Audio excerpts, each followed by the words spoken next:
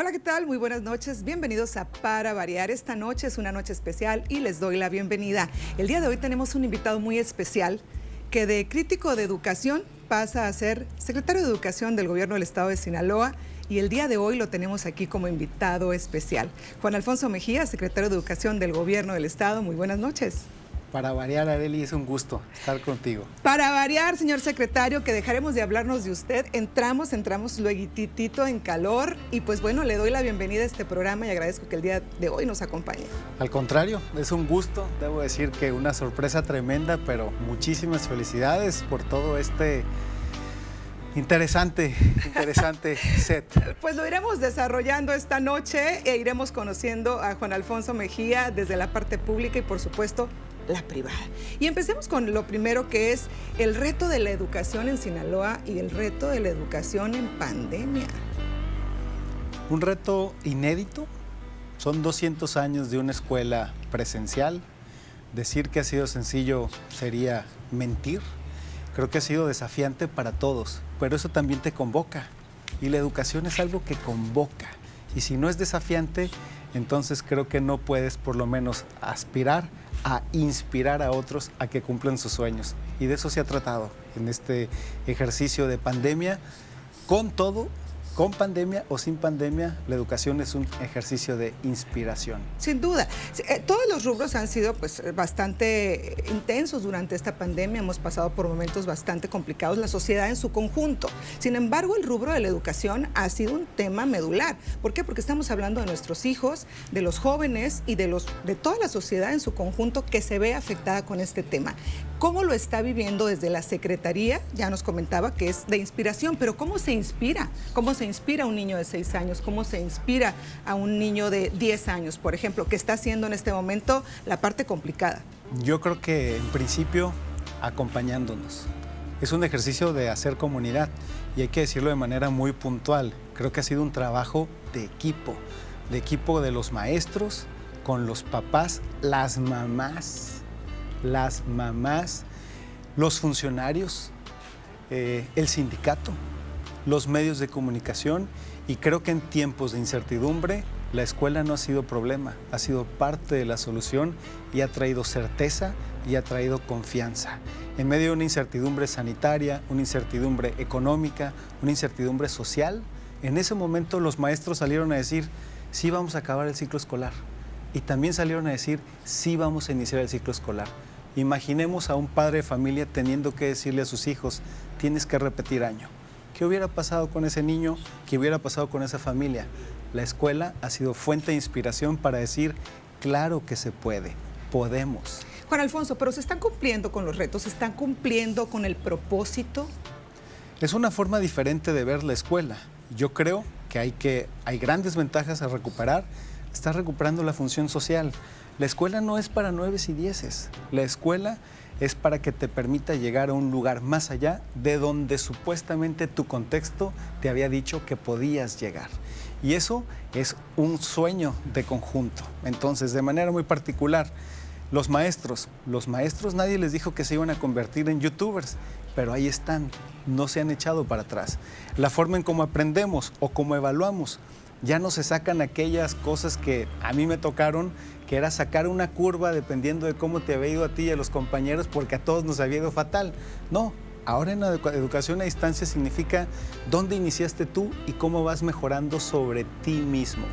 Tercero, dependiendo de tus condiciones y tu contexto, entonces podemos entrar en una lógica de si es una laptop, de si es un teléfono celular, de si es la radio, de si es un cuadernillo, y hay una estrategia diferenciada. Entonces, creo que ha sido adaptarnos a un contexto con un rostro más humano para que el niño desafíe esa realidad. Sí, porque efectivamente lo acabas de comentar. Hay quienes se han encontrado con no hay laptop en casa, no hay ningún aparato electrónico que pueda darme estas facilidades que afortunadamente muchos otros sí tienen, pero que finalmente para muchos niños no está siendo tan sencillo. No, y yo creo que para nadie. A ver, creo que la pandemia nos ha situado en una relación con la comunidad que ya existía antes, pero que la comunidad está volteando a verla, y son las inequidades del sistema. Esas inequidades ya existían. Sí, claro. No es una inequidad de una computadora, es una inequidad de una marquesina, es una inequidad de un lavamanos, es una inequidad de una formación. Son distintas inequidades donde la escuela hoy está poniendo el pecho y está diciendo sí podemos e está inspirando. Y creo que eso ha sido rescatable, insisto, un rostro humano. Por supuesto, porque de verdad que hasta los maestros estamos dándonos cuenta que ni ellos tenían las condiciones. ¿Y qué tal está haciendo para Juan Alfonso, con esto que iniciamos, de crítico de la educación? Ahora como secretario le toca esta pandemia y todas estas inequidades, todas estas cuestiones del sistema que seguramente se pensaron desde otra perspectiva en algún momento, hoy le está tocando afrontarlas, resolverlas y dar la cara. Pasé de borracho a cantinero. O sea, es una realidad. Sí. No es lo mismo decir sírvame otra que decir tranquilos o espérenme. Espérame, ¿no? Nos vamos a todo. Entonces, pero lo que es una realidad es que creo que ha sido un privilegio, es un privilegio claro. Caminar entre los maestros en un momento tan particular, porque no me he sentido solo, nunca me he sentido solo. Y ha habido una generosidad tremenda y tienes que entender tu función desde una lógica diferente, con pandemia y sin pandemia. Un ejemplo, un liderazgo colaborativo. No es mi historia la que hay que contar, la del secretario. Qué aburrido. Quiero contar la tuya. Quiero contar la del niño que efectivamente tiene 3 hermanos, tiene una mamá, hay un celular. La mamá llegó a 3º de primaria, él va en 1º de secundaria, eso genera toda una relación diferente en la casa, pero la mamá está diciendo, mi hijo sí puede y yo lo voy a ayudar. Y la maestra dice, si no le entiende su niño, pásenme el teléfono, yo le voy a explicar. Entonces, estamos contando la historia de la gente. Y eso es motivante. Pero como en cada historia hay varias perspectivas y también está la otra que a veces dice que no se está cumpliendo, que está siendo un semestre perdido y que está siendo, pues, que no está siendo tan favorable para las familias. Yo creo que... Sé que hay varias puntos yo creo de vista, que, ¿no? a ver, creo que habla de una parte de la realidad. Será un tema polémico, tan solo por una sencilla razón. Si durante 200 años tuviste un maestro de manera presencial y de repente ahora es virtual o es por cuadernillo o es a distancia o es la voz del maestro pasando un WhatsApp para que los jóvenes se calmen, claro que eso distorsiona parte de una realidad, pero lo importante es tener claridad en que la rueda sigue girando y tú estás moviéndote o cuando menos te das cuenta, tú la estás moviendo a una velocidad distinta, de una forma diferente, claro, porque cambió. Entonces, ¿de qué se ha tratado un semestre como este, un ciclo escolar? Pues ha sido aprender a mirar con otros ojos. Y eso ha sido, sin duda, motivante. Nos vamos a poner lentes color rojo el día de hoy, que son como los tuyos, para ver con intensidad. Porque efectivamente podemos dar este salto dentro de la educación y de todo lo que se está viendo en la sociedad y tenemos la oportunidad de ver las cosas de manera distinta. En ese tenor, ¿qué le aporta a la educación? Porque hemos hablado de todas las cosas que son desfavorables y bueno, todo lo que estamos viviendo y la resistencia al cambio que estamos teniendo como sociedad. Pero ¿qué le aporta a la sociedad esta pandemia, este cambio obligado? Porque hace algunos meses o a principios de año nadie hubiera pensado que un ciclo escolar se iba a vivir en línea, por ejemplo. ¿Qué le aporta todo este momento difícil? ¿Qué le aporta a la sociedad? Bueno, lo primero que quiero decir, yo creo que es que la escuela, insisto, no ha sido un problema, ha sido parte de esa solución y le da un sentido mucho más humano. La escuela no es para 9 y 10, es para niños y niñas felices, que el día de mañana se puedan desarrollar plenamente. Y no se queda ahí. Si tú quieres hablar de escuela, puedes hablar de equidad de género. Si quieres hablar de la escuela, puedes hablar de pobreza, puedes hablar de competitividad, pero al final de cuentas puedes hablar de una historia. Y Sinaloa está contando una historia. ¿Cuál es? Que aquí en Sinaloa cuidamos el sueño de la escuela. Y ese fue cuidar el sueño de los niños. Y ahora sí, vamos a relajarnos, señor secretario. Dejemos de decir señor secretario. Decíamos que ya en esta noche estaremos platicando del hombre, de este hombre de familia, de este hombre que es intrépido, decidido, pues ya decíamos crítico, pero además que tiene lo diré desde mi punto de vista muy particular y personal, un aspecto relajado, buena onda, efectivamente intelectual, que su aspecto nos habla de un hombre con sensibilidad. ¿Qué hay del hombre? ¿Un hombre de familia, entregado a su familia? Soy padre, 2 niñas, Natalia y Nicole, casado con Erika Bernal. Me la encontré en el extranjero, una mazatleca, soy mazatleco. ¿Es en serio? Es increíble.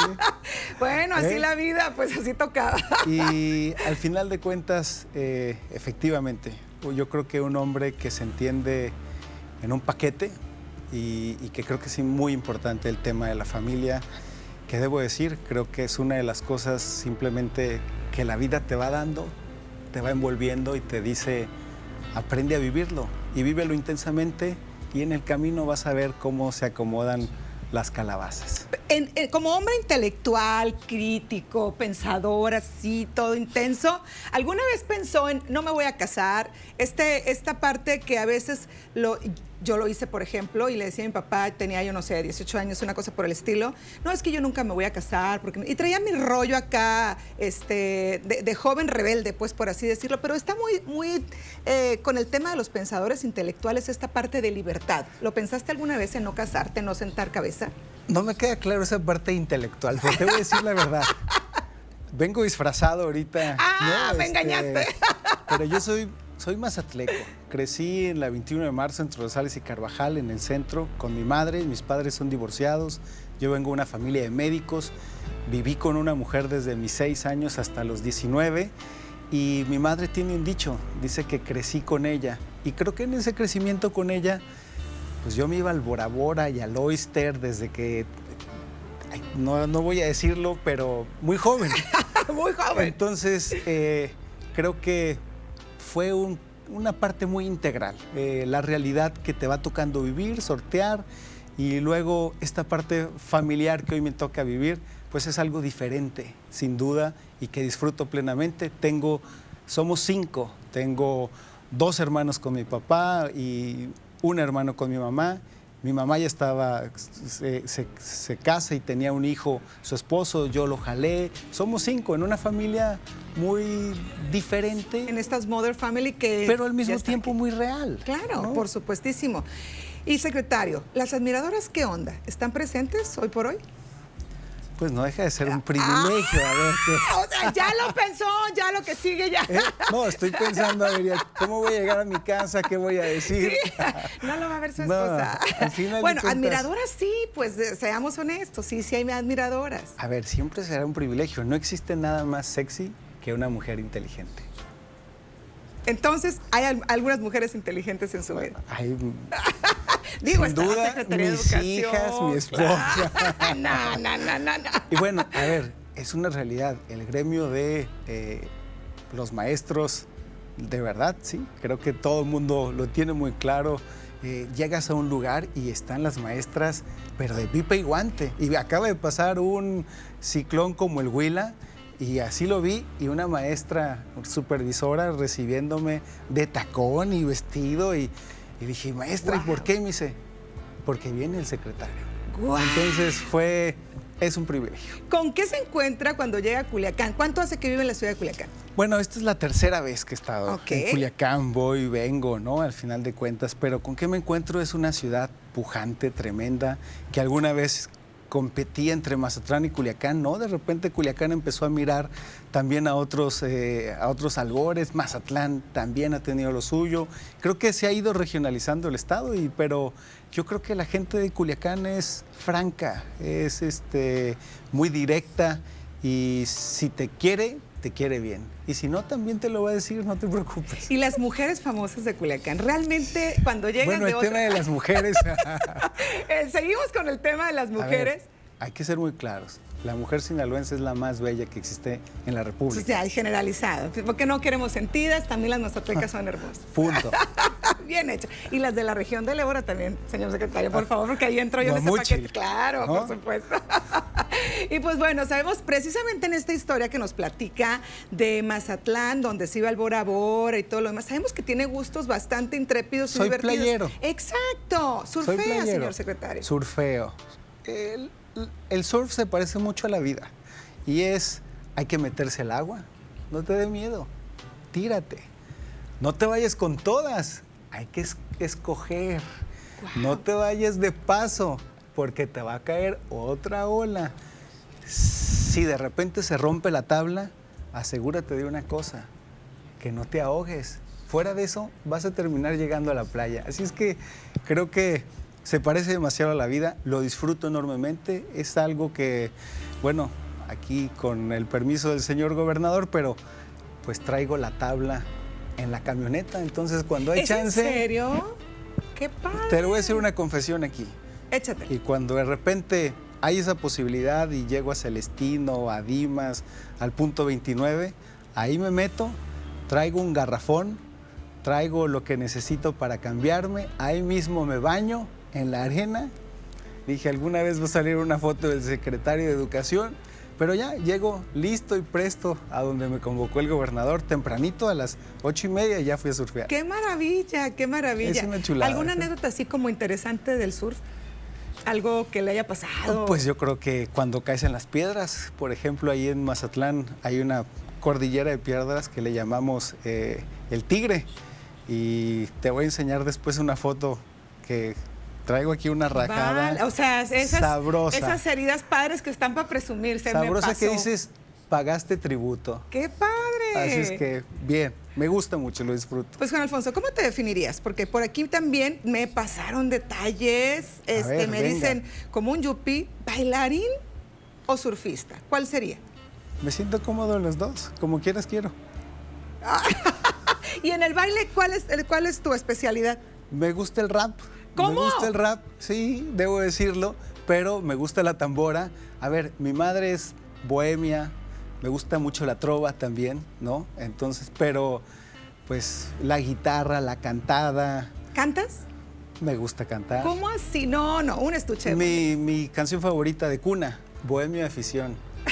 Amigo de la farra, ¿no? ¡Qué padre! Súper bien. De noche mi timón navega sin amarras. Muy bien, eso es lo que queremos saber del secretario de Educación, pero también queremos saber si esa surfeada va de la mano con lo que se avecina en el estado de Sinaloa. ¿Estamos surfeando para la gobernatura, para el proceso que se avecina? No me contestes. Vamos a ir a un corte y regresamos con más. Y hablábamos de su afición por el surf antes de irnos a corte, y precisamente en esa afición de ser intrépido, atrevido, hablábamos también si en esa posición de surfear, de hacer estas analogías con la vida, está la intención de ir por la gobernatura. Yo creo que esta elección que viene va a ser una elección de intrépidos, de audacia. ¡Guau! Creo que el electorado va a tener que ser audaz, va a tener que atreverse a tomar decisiones quizás que nunca se han dado. Creo que los actores políticos van a tener que ser audaces. Entonces creo que no se trata de si, en mi caso, quiero o no quiero, sino si estás dentro de ese cuadro de audacia que va a requerir el Estado para seguir construyendo una nueva historia sobre sí mismo. Ahora, tengo que ser claro, ya estoy aquí. Y en política tienes que aprender que cuando estás, tampoco puedes retroceder. Si no, no eres ese tipo de sinaloense que se necesita para un estado como el nuestro. Aquí se llegaría en esta intención que ya me estás diciendo, de plano sí, ni para qué te lo pregunto, este es un sí definitivo. Bueno, quedémonos con esto que dice el clásico, lo que se ve no se juzga. Es correcto, con eso me quedo. Y sin embargo, si así fuera, y que así es, ¿llegarías como un delfín que están apoyando, o que llegarías como uno más de los que están intentando llegar a ese momento? Yo creo que nadie nos hacemos solos. Te pongo mi caso como secretario de Educación. Se me brindó una oportunidad, sin duda, gracias al gobernador Quirino Ordaz Coppel, pero el sindicato ha sido generoso conmigo. Los maestros han sido generosos conmigo. Los medios de comunicación han sido generosos conmigo. Las organizaciones de sociedad civil han sido generosos. Entonces, yo no creo en los llaneros solitarios. Eres el producto de todos aquellos que al final de cuentas fueron creyendo contigo que podían pensar algo más allá de ti. Entonces, por eso creo que al final de cuentas cualquier aspiración tiene que ver con una lógica de audacia, de osadía. Y en esa osadía, el más osado tendrá que ser el electorado. Y precisamente entendiendo que se requiere esta estructura, ir acompañado, donde no se cree en el llanero solitario, ¿se iría por el PRI, por el PAN? ¿Ya lo dejamos un poquito atrás? Bueno, hay una realidad. La pregunta de si tengo o no tengo un partido político, no milito en ningún partido político. Creo que eso puede ser positivo para algunos, eso puede llegar a ser negativo para otros, pero déjame contarte esta parte. Yo estoy en un gobierno priista, ocupando una secretaría, creo, trascendental, y he gozado de la generosidad del priismo y de muchos priistas. También sé que no me hice de la noche a la mañana y he gozado también de la generosidad de otros partidos. Soy maestro de universidades que también, instituciones que me han permitido al final de cuentas construir una visión de lo que sueño en distintos momentos de manera conjunta con otros. Entonces, eres el producto de muchas cosas. Creo que esa osadía tendrá que ver al final de cuentas en el electorado con imaginar algo diferente o distinto, qué tan distinto, y creo que va a haber un punto medular, me atrevo a decirlo. Tienes un gobernador que es de los mejores evaluados del país y que está a un año de que termine su mandato, pero los sinaloenses tienen años diciendo que es un gran gobernador. Entonces, ¿cómo garantizar en medio del cambio una continuidad? Va a ser osadía, bastante osado para el electorado tomar una decisión como esas. Yo creo que sí, te hemos definido toda la noche como un hombre intrépido, osado, aventurero. También lo hemos estado haciendo toda esta noche y no es casualidad seguramente. Pero bueno, también en esta parte, si fuera por gobernador, bien, pero ¿también te animarías a irte por la presidencia municipal de Culiacán? Bueno, yo soy de Mazatlán, primero que nada. Luego, creo que al final de cuentas, andando la carreta, dicen que se van acomodando las calabazas, pero también creo que es importante al final de cuentas entender que en política tienes que ser útil. Y si no eres útil, no estás en el lugar correcto. Ahora, yo soy un tipo de causas y de convicciones.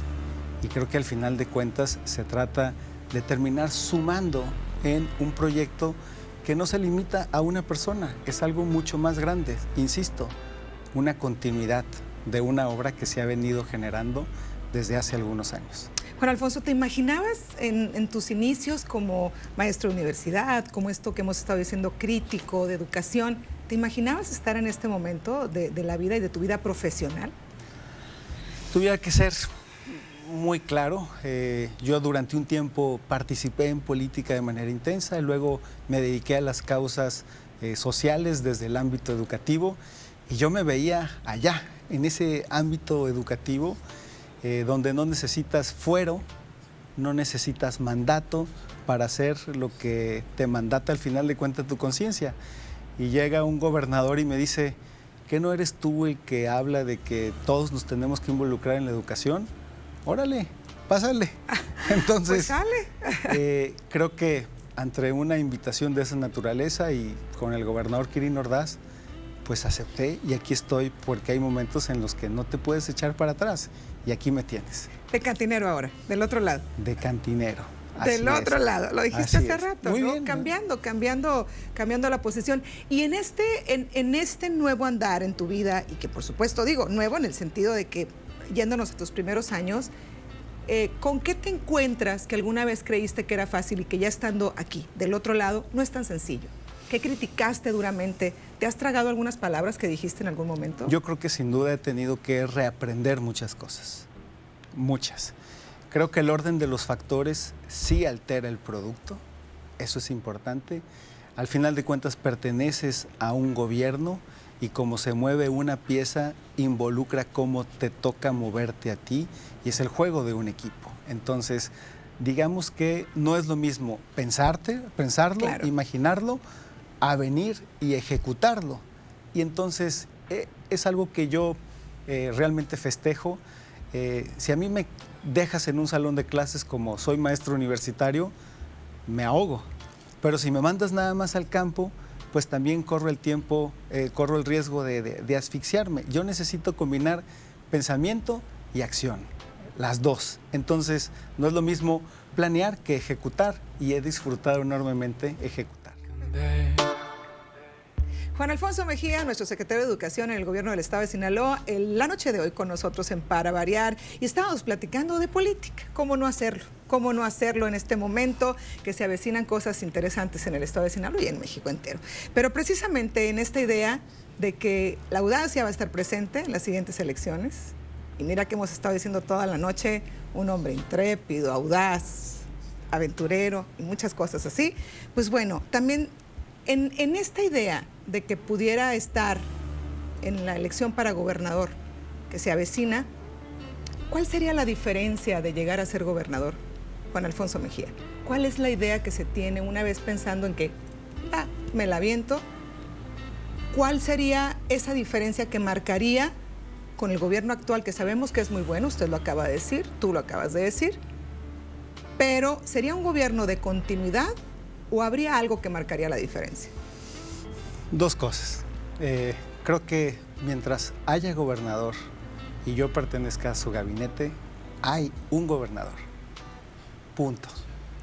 Primero. Segundo, creo que los sinaloenses lo han venido diciendo, que buscan una continuidad de un hombre que entiende, administra y ejerce el poder de una forma diferente, que es el gobernador Quirino Ordaz.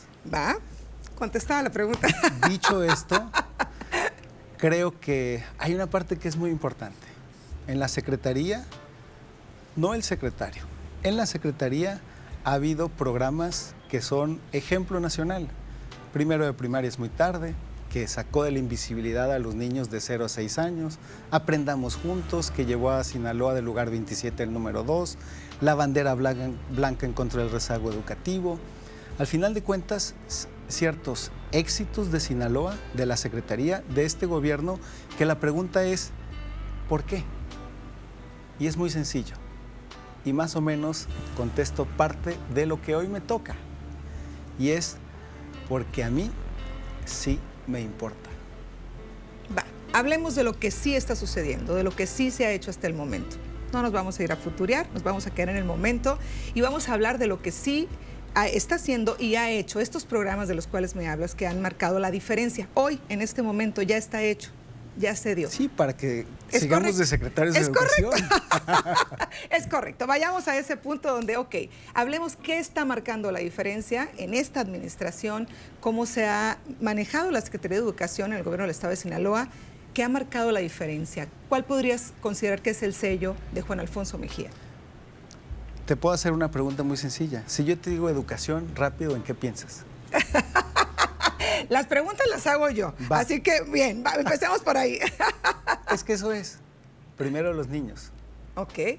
Cada vez que hablamos de educación, terminamos hablando en ocasiones de asuntos laborales, en ocasiones de asuntos cognitivos, cualquier cosa que eso abstracto sea.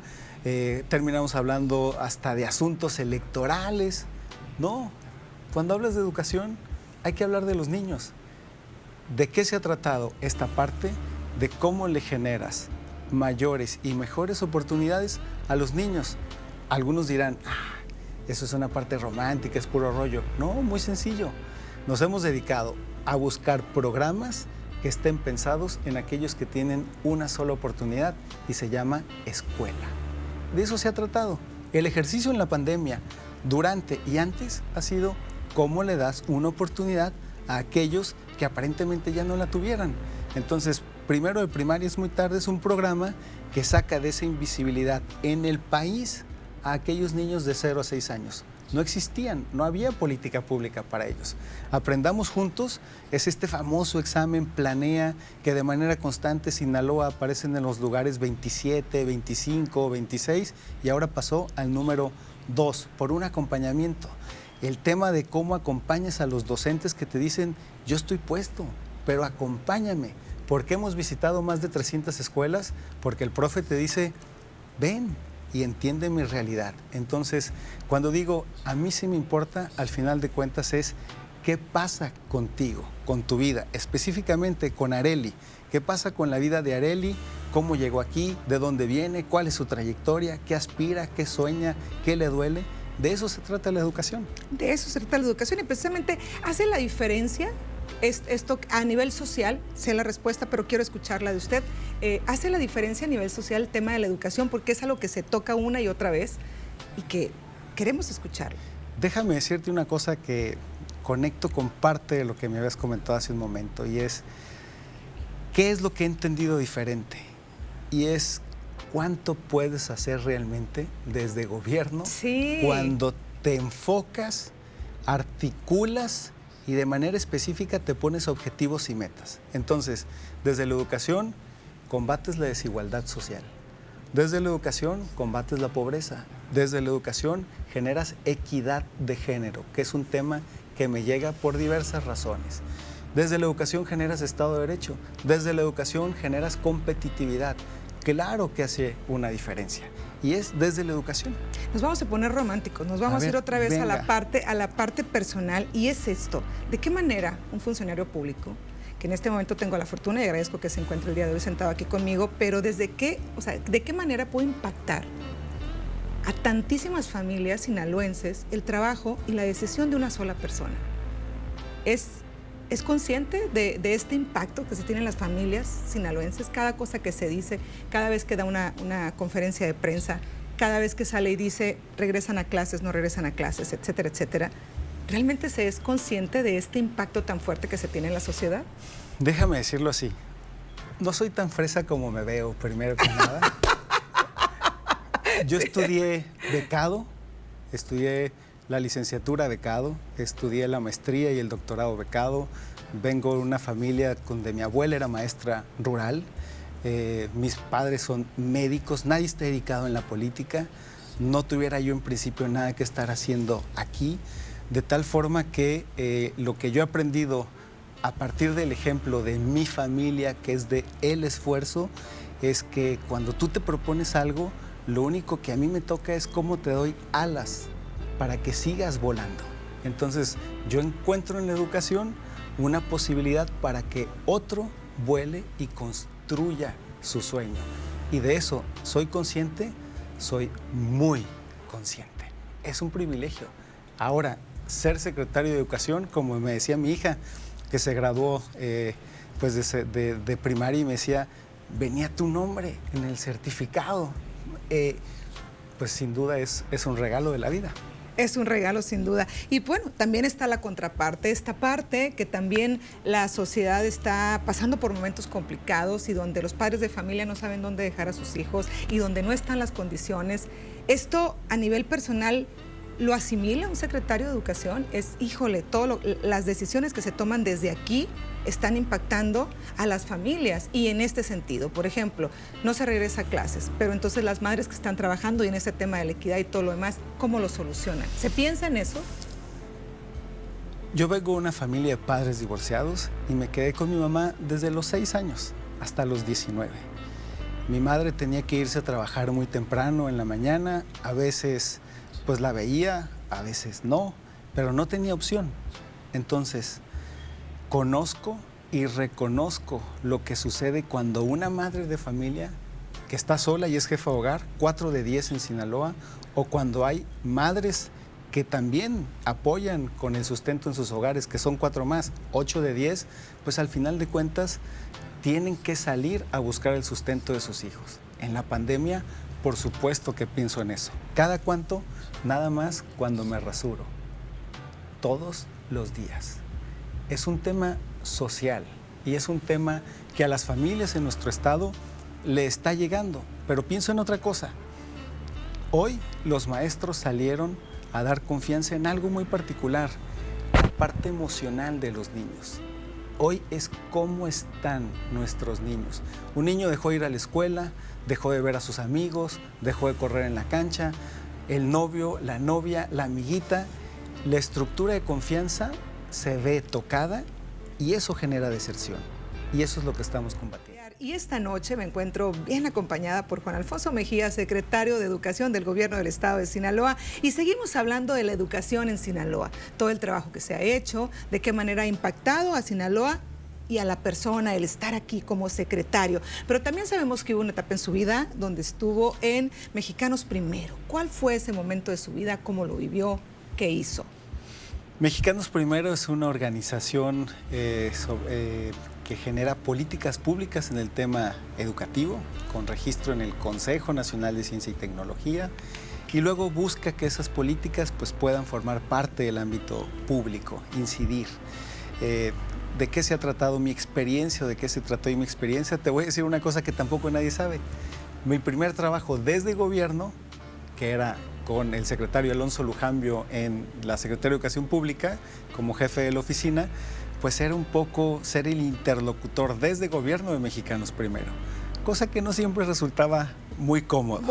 Ni fácil, ¿no? Así es que cuando ellos me invitan pues me hacen una invitación a formar parte de la organización, pues para mí fue una sorpresa porque justamente nuestra relación no era nada buena. Había sido ríspida. Y ahí, bastante ríspida. Y se limaron esas asperezas porque sí hubo algunas confrontaciones en algún momento. Hubo confrontación con maestros, con quién estuvo así como la cosa tensa. Bueno, a mí me toca, sobre todo, primero estar desde gobierno y me toca que ellos hacen un documental y pues me toca salir a criticar el documental que ellos hacen en ese momento porque pues no era la visión que se compartía, claro, ¿no? Primero. Luego me toca trabajar para ellos desde Sinaloa y luego en México. Y efectivamente, pues es un poco el tema de señalar, decías. Pero yo creo que hay que decir, nunca un señalamiento sin una propuesta y nunca una crítica sin un fundamento. Entonces, se trataba de ir dialogando con los funcionarios para decir, cuéntame, ¿por qué? ¿Cómo? ¿Hacia dónde? Así es que creo que eso me dio una formación hoy para estar aquí y decir de manera muy específica, hace falta esto, podemos hacerlo así o asá. En específico, por ejemplo, hicimos un libro que en el 2014 se llamó Los Invisibles y ahora de ahí viene el programa Primero de Primaria es muy tarde. Claro, claro. Entonces podríamos decir que hoy por hoy esa maquinaria está aceitada, todo esto quedó atrás y se siente apoyado. Pues al final de cuentas, más que nada, yo creo que es reconocer cómo distintos momentos de tu vida te han formado. Entonces, a mí me dio una formación que fue estudiar el sistema educativo, pero la mejor forma de haber aprendido fue haber estado pues del lado contrario. Entonces, yo estaba primero en gobierno y viví, las críticas de Mexicanos Primero. Claro, entonces sí cuenta con el apoyo de los maestros. Pues con los maestros, yo creo que los maestros van mucho más allá de un tema particular. Yo creo que hoy por hoy no puedo más que tener agradecimiento total con los maestros y con las organizaciones sindicales también, debo decirlo, que he aprendido a construir con ellos. ¿De qué se trata la comunidad educativa? De la diferencia. Te digo una cosa, también aquí me siento cómodo en la diferencia. Qué maravilla, qué maravilla. Y con respecto a las secretarías en el gobierno, etcétera, ¿qué diferencia hay con la Secretaría de Educación? ¿Qué se trabaja de manera más especial? ¿Qué la hace especial?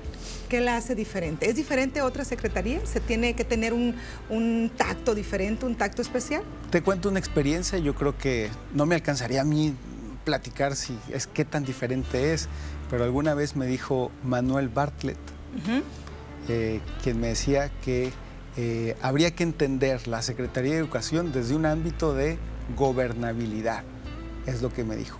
Y yo no entendía bien, creo que en ese momento le dije, qué interesante, pero creo que cuando me tocó vivir en la Secretaría de Educación, cómo distintas protestas estaban buscando tumbar las puertas ahí en Argentina y Brasil, pues entendí más o menos de qué me estaba diciendo en las calles de Argentina y Brasil, pues de qué se trataba eso de la gobernabilidad. Y ciertamente son fibras muy específicas porque es algo que a todos nos es muy querido. Y creo que eso es lo que ahora he podido vivir con los maestros y sobre todo sentirme cobijado con ellos y gracias a ellos. esta noche, concluyendo ya una entrevista donde nos ha hablado de sus aficiones, su vida personal y su parte pública y política, por supuesto. Y ya para concluir, señor secretario, gracias por estar aquí, de verdad que muy honrada que nos acompañe en este programa, conocer esta parte, la parte privada sobre todo, la divertida, que me decía, no me veas tan intelectual, no, sí, estamos cada vez relajándonos más, sí lo veo intelectual, lo veo alivianado, buena onda, toda esta parte que nos gusta también ver de una figura pública importante en el estado de Sinaloa y que hoy lo vemos aquí desde esta otra faceta. Pero precisamente volviendo al tema de lo público y lo profesional, si vemos al secretario de Educación, o bueno, en este caso a Juan Alfonso Mejía, concluir la administración con el gobernador, a finales de la administración junto a él concluyéndola, ¿dónde lo veríamos y cómo?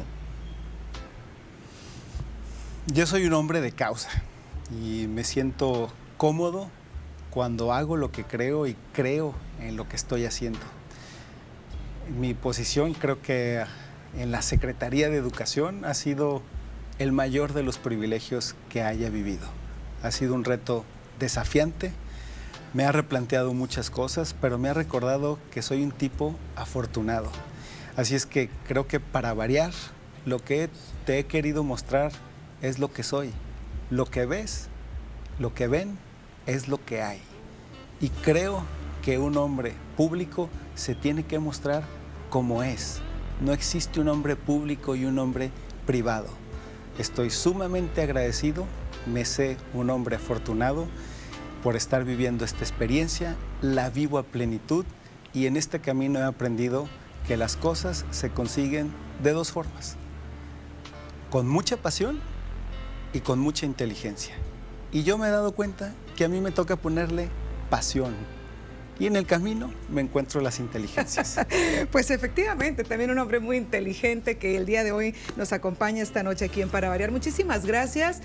No sin antes que envíe un mensaje a las familias sinaloenses. Sabemos que estos tiempos han sido complicados, pero que también sabemos que se puede aprender y salir con mucho aprendizaje de todo esto. Al contrario, creo que nos hemos dedicado a buscar el sueño de la escuela. Y el sueño de la escuela ha sido pensar en sus hijos, en nuestros hijos, en nuestra comunidad educativa. Y creo que lo hemos dicho bien y claro. Lo hicimos bien y lo vamos a hacer mejor. Así es que primero los niños y puro Sinaloa. Perfecto, pues con esto nos quedamos puro Sinaloa en Para Variar. Juan Alfonso Mejía, secretario de Educación del Gobierno del Estado de Sinaloa, esta noche con nosotros. Muchísimas gracias, pásale usted muy bien.